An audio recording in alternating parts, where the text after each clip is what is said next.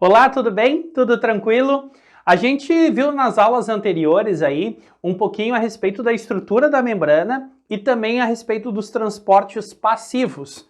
E aí eu te convido para assistir agora e a gente comentar um pouquinho a respeito dos transportes ativos, que são bem importantes quando a gente fala de uma bomba de sódio e potássio, quando a gente fala de um processo de fagocitose, de pinocitose e até mesmo a plasmocitose. Tá bem? Então organiza o teu canto de estudos aí, dá uma organizada no teu material, pega aquele mate, aquela água, o chá, o ha-ha-ha todo e depois da vinheta, vem comigo e vamos tocar-lhe ficha.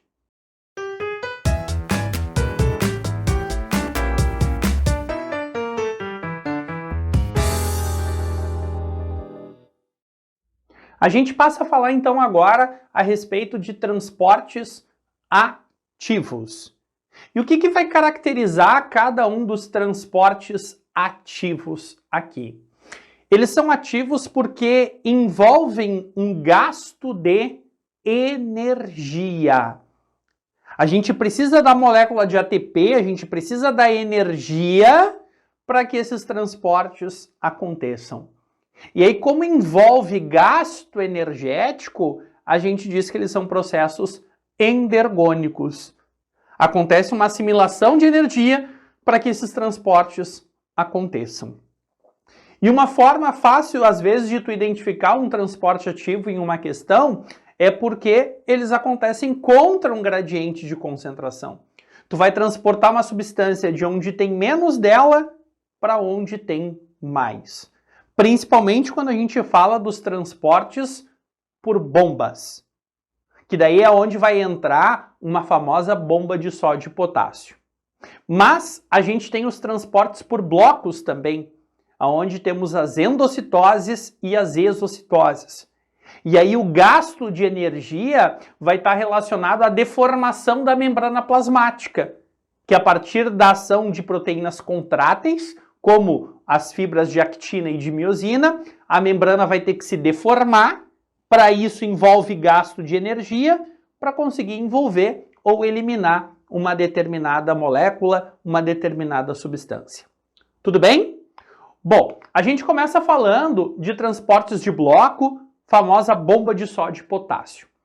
Lembra que nós temos uma grande diferença de concentração desses dois elementos dentro e fora das células.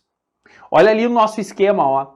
Dentro da célula, nós temos uma grande concentração de potássio. Fora da célula, nós temos uma pequena concentração de potássio. Agora, o sódio inverte. Dentro da célula, eu tenho uma pequena concentração de sódio e fora da célula, eu tenho uma grande concentração de sódio. E essa diferença de concentração é importante para equilíbrio osmótico, é importante para polarização da membrana plasmática, o que é fundamental para que aconteça a transmissão de um impulso nervoso.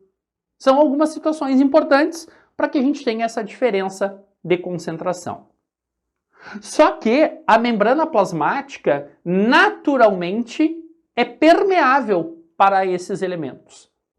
Então, de uma forma natural, a célula tem a tendência a perder potássio e a ganhar sódio por transporte passivo. Mas isso não é legal. Ela tem que manter essa diferença. E aí que entra o transporte ativo. Na bomba de sódio e potássio, a gente vai pegar o potássio de fora da célula e vai levar lá para dentro. Eu estou transportando o potássio de onde tenho menos para onde eu tenho mais. Então isso é contra o gradiente de concentração e por isso envolve gasto de energia. E com o sódio vai ser no transporte no sentido inverso. Eu vou pegar o sódio lá de dentro da célula e vou jogar para fora. Estou pegando o sódio de onde eu tenho menos e estou trazendo para onde eu tenho mais. Isso também é contra o gradiente de concentração, por isso envolve um gasto energético. No nosso material de apoio, inclusive, tu tens uma imagem que mostra o funcionamento dessa bomba de sódio e potássio. Observa que para cada ciclo da bomba de sódio e potássio, nós temos o consumo de uma molécula de ATP, que é a energia, e aí nós bombeamos 3 íons de sódio para fora e levamos 2 íons de potássio para dentro da célula, tá? Então, em cada ciclo, se gasta uma molécula de ATP, se joga para fora 3 íons, de sódio e para dentro da célula 2 íons de potássio. Beleza? Esses números já apareceram em algumas questões bem antigas, por isso vale a pena a gente ficar atento. Certo? Tranquilo? Bueno, aí nós temos os processos de endocitose. O prefixo endo vem de dentro. Então, endocitose nada mais é do que o englobamento de partículas. Eu vou pegar partículas lá de fora da célula e vou trazer para dentro. E aí nós temos 2 processos de endocitose para conhecer. O primeiro é a fagocitose. Fagos vem de comer. Então a célula está comendo. Fagocitose, nós temos o englobamento de partículas sólidas a partir da formação dos chamados pseudópodes, que são evaginações da membrana plasmática. Observa pela imagem, a membrana vai em direção àquela partícula para englobar ela. E depois que se engloba essa partícula, que ela já está no interior da célula, a gente tem uma vesícula chamada de fagossomo. Tranquilo? Então, fagocitose é o englobamento de partículas sólidas a partir da formação dos pseudópodes. Pode estar associado à nutrição, pode estar associado à defesa da célula, esse processo. E nós temos a pinocitose. Pinos vem de beber. Então, imagina que a célula está bebendo. Por quê? Bebe algo líquido. Pinocitose, nós temos o englobamento de partículas líquidas. E esse englobamento vem a partir da formação de invaginações, que são dobras internas da membrana. E aí essa partícula líquida, quando é levada para o interior da célula, fica delimitada por uma vesícula, formando o que nós chamamos de pinossomo. Beleza? Então, essas são as diferenças básicas entre uma fagocitose e uma pinocitose que tu tens que lembrar. E ainda como transportes por blocos, que são ditos transportes ativos, por envolverem um gasto de energia, nós temos as exocitoses. Exo vem de fora. Então, em uma exocitose, a gente vai estar eliminando partículas. A gente vai estar levando alguma coisa de dentro da célula, do meio intracelular, para o meio extracelular.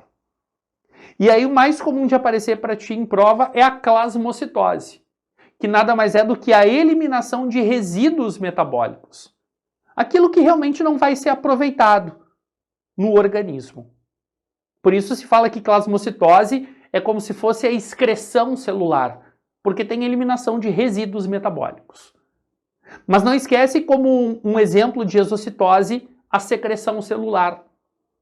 Só que secreção a gente tem a eliminação de produtos metabólicos. Tá, Sabater, mas qual é a diferença? O produto, a célula teve como objetivo essa produção. E esse produto ele vai ter uma utilidade, ele vai ter uma ação. Por exemplo, o teu pâncreas, quando produz o hormônio chamado de insulina, ele secreta na tua corrente sanguínea. Essa insulina ela teve como um objetivo a sua produção no metabolismo celular, vai ser lançada na corrente sanguínea e vai ter uma utilidade, vai ter alguma ação importante na manutenção aí do teu metabolismo. Não é um resíduo que não serve para mais nada, tudo bem? Então, secreção eu tenho a eliminação de um produto metabólico. E aí aqui a gente fecha então o nosso estudo a respeito de membrana plasmática. Tivemos uma aula de estrutura de membrana, tivemos uma aula com os transportes passivos e agora com os transportes ativos. Dá uma boa olhada nos exercícios no nosso material de apoio. Se tu não encontrou esse material de apoio, dá uma olhada aqui abaixo do vídeo, tem um botão para comentários e fica à vontade para deixar os teus comentários a respeito de qualquer aula. É sempre importante ter um feedback de vocês. E abaixo ou ao lado, dependendo do dispositivo que tu está assistindo essa aula, tem um botão em anexos, onde tu encontra o material didático, onde tu encontra os slides dessa aula. Tá bom? Um grande abraço para ti, um ótimo estudo e qualquer coisa eu estou à tua disposição. Tchau, tchau!